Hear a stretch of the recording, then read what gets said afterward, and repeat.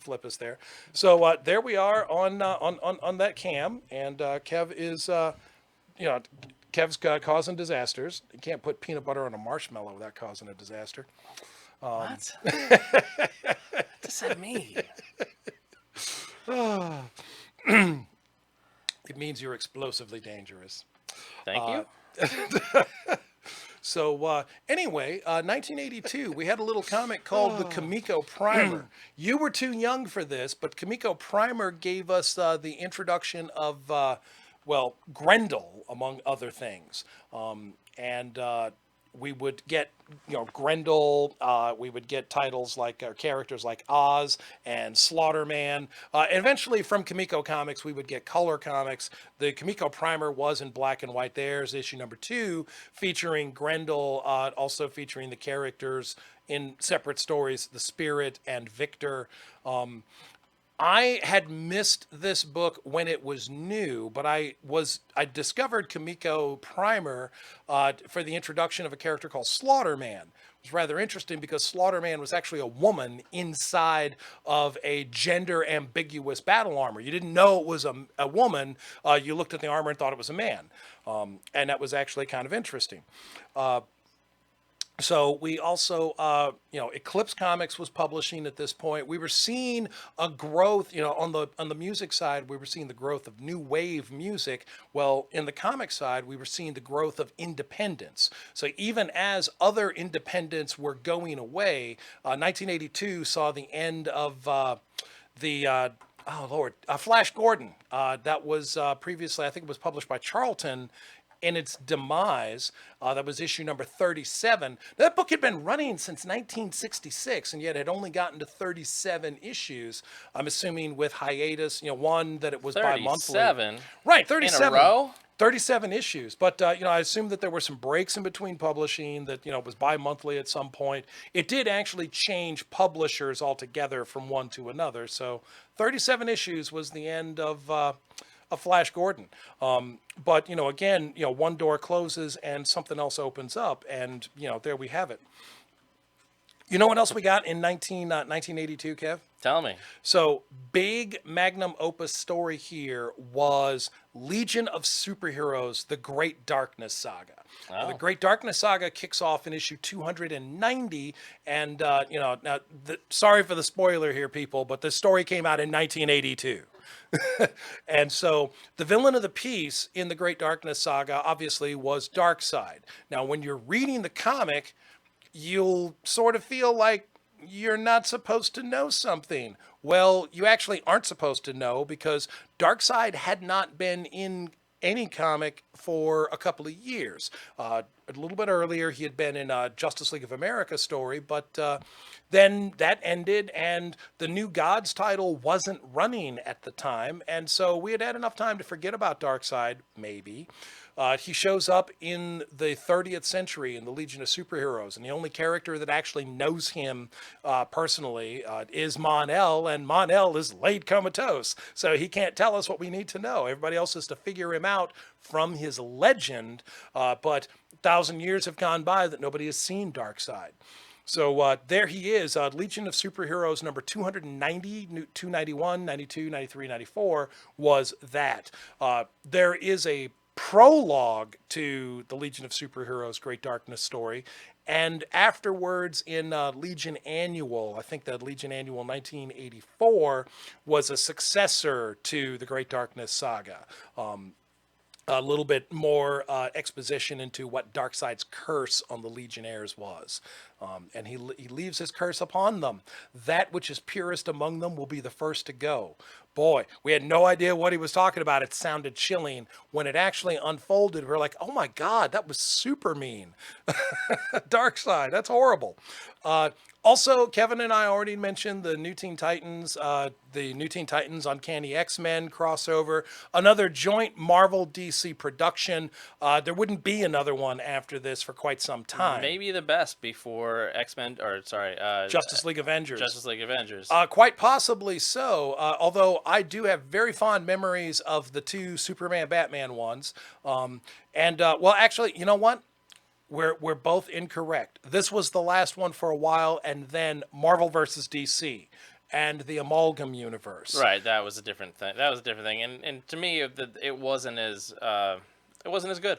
Bottom line. There were certainly more of those. So good. Look at that. Yeah, Oh, it was a Simonson cover, wasn't it? Yes, it was. Yes, it was. Simonson cover and interior. You did get to see, as I said, not only Dark Phoenix and Dark Side, Apocalypse Now, spelt Apocalypse, like the way his planet is spelled. But you also got Deathstroke the Terminator working for Darkseid. Man, that Deathstroke, he'll take money from anybody. That book was quite fantastic. So after the Amalgam universe, then you got JLA Avengers, and then that was the last joint production between the two companies. Hopefully there will be more one day. Yeah. 1982 gives us DC is looking at the direct sales market. Now, this is the year that Steve Geppi actually founded and put forth Diamond Comics. We know Diamond to be the distributor of comics to the direct market. Now, that's comic book stores. What direct market means is they're marketed to us at wholesale, but we cannot return our unsold copies. So we inventory them for back issues. That's what comic book stores have been doing since 1982, really. Whereas newsstands would send their unsold copies back to the publisher for credit. Now, the direct market is very good for a publisher because it means that, hey, we're taking some of the guesswork out. We're telling the distributor how many copies do we need of something. Comic shops across America all say we need 425,000 Uncanny X-Men. So Marvel knows how many Uncanny X-Men to print and ship out with a little bit of soft overage so that, damaged copies can be replaced, reorders, additional orders can be filled, and they could sell more copies. With the direct market, companies like Marvel and Jim Shooter are trying to do things like Dazzler, and DC was doing Camelot 3000. Right. So with that, you have comics specifically for the direct market that aren't on the newsstand. And that brings us to December of 1982. So a lot going on in the comic market. It's a transitional period. It's a time of change. Some things going away, some things coming in. And 1983 would just really continue that trend. 1982 is the time of Marvel's miniseries, Contest of Champions, 1, 2, and 3. It was a 3-issue limited series. And the Silver Surfer, very specifically a one-shot. These were new publishing formats. Marvel is giving us a series that has a complete beginning, middle, and end. And the Silver Surfer is just one book. Read this book. It tells a whole story. Boom, bang, done. Yeah. Stan Lee and John Byrne and Tom Palmer on that book. But 1983 is going to see some amazing stuff because we're going to take the one-shots and the limited series and the direct sales market even farther. Yeah. So Troy, that's 1982 in comics, and that's our little bit there. Let me first, before we run here, and I know we're running a little bit over, I just want to hit up the highlights of 1982 in games because we didn't hit this. Not only did 1982 give us Custer's Revenge, the rapiest video game of all time, except for those that you might see advertised on naughty websites. But we also had things... My customers don't know about those They things. don't know. Yeah, your customers are without error. Star Frontiers. We had Trivial Pursuit. But no, I'm talking about video games. We had the origin, the beginnings of EA, Electronic Arts. EA, remember EA Sports? You might have bought like 10,000 copies of different NFL or other sports games. Also Lucasfilm, also Imagine Software, also Microprose. All these things that we've spent so much money on, those companies began in 1982.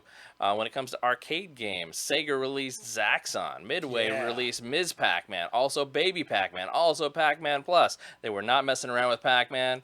They were like, let me double down, triple down, quadruple down. It's all about Pac-Man because, Pac-Man just, lit up pizzerias and arcades all around the country. Well, 1982, you said pizzeria, and you just made me think of there was a game called Burger Time. I can't remember if that came out on the arcade or on home platforms, but I remember Burger Time.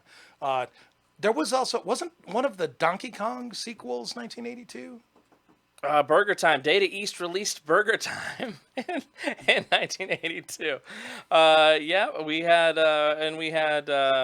Time Pilot. We had the Tron arcade game, as we mentioned. We had Joust. We had Robotron. Oh. We had Moon Patrol. We had Kangaroo. Oh, Kangaroo was a Donkey Kong inspired game. Yeah, that was terrible. Oh, Donkey Kong Jr. actually. Donkey Kong Jr. There you Okay, go. that was Pole Position. Man, so many great early games. Console-wise, we had the Atari 2600 version of Pac-Man, terrible. Pitfall, Yard's Revenge, ColecoVision, however, had some more things. I never got any more ColecoVision games, thanks, Dad. He's dead. He can't complain about me saying this. I'm going to give you a copy of Culture Club, Kissing to be Clever. You are clever. No kissing, though, Troy. Just hugs. Just all the hugs. Bring it in, Kev. Bring it in. Aw, Troy. E.T. the Extraterrestrial. You remember E.T. and how it was? They were all put into a landfill in Alamogordo, New Mexico. Because however many Academy Awards the movie won, however applauded, whatever accolades, the video game apparently was reviled. It was a terrible, terrible thing, and you could play it for about 15 minutes before just hurling that terrible Atari 2600 controller right at your TV. But your TV was safe because that friggin' glass was thick.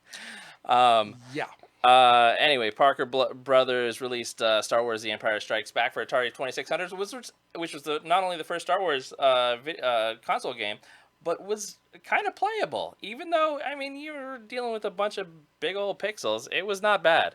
And then computer games, we had not a lot of good stuff. Choplifter, Dragon and Princess. Just forget about it. Just don't play any games from that year. Just don't. You're fine. But anyway, take your quarters to the arcade because that's where it's at. Because man, if you got Joust and you got Tron and Zaxxon. Zaxxon's pretty good too. Yeah. That 3/4 down. Right. And you're flying diagonally. You're shooting at the ship, and you're refueling by blowing up fuel cells. You had a lot to play by 1982. By the end of 1982, you had a lot of fun games to play in the arcades. Arguably better than some of the stuff that you might see in a modern arcade. But anyway, I think that's 1982 in a nutshell for you. Yeah. If we forgot your favorite stuff, I want you to comment the crap out of this. I want you to share it and say, Troy and Kevin, they're full of crap because they forgot my favorite thing, and share it and comment it and click like or click hate, whatever. I don't care. Whatever you click, just do it. So if you want to know where your favorite things are, they're at Troy's pants. They're at Chris's house and Dan's house and Orville's house. There is nothing in my wallet but dust, mothballs, and broken dreams. With that, we will see you tomorrow on the Flashback Top 5 show. So for Troy and for everybody at Comics Online and for everything geek pop culture, I'm Kevin Goswan, and this is Comics Online at FXBG Public Radio here in beautiful Fredericksburg, Virginia. Swag 1,000 times, swag 1,000 times, swag 1,000 times. Swag. Now here comes our disclaimer. Everybody listen for this right before you go and share everything. Here it comes. Swag. Maybe one of these days. It's playing for you. It's playing for you.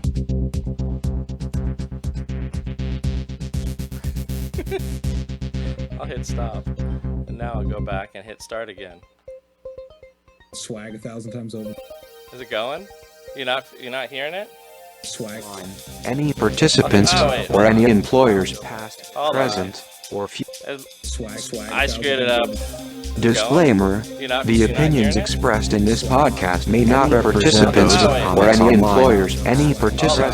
or any employers, past, present, or future. Disclaimer: if you would have thought otherwise without hearing this, may not participants or any employers hold internet things, much less time large, or maybe you're instead one of our smart, sexy fans who appreciate foul language, choice, enlightening sarcasm, and everything geek pop culture. If you have comments or questions for the Comics Online podcasters, post on our Facebook page, tweet us on Twitter, or email us at comicsonline.com. All original material in this podcast copyright Comics Online.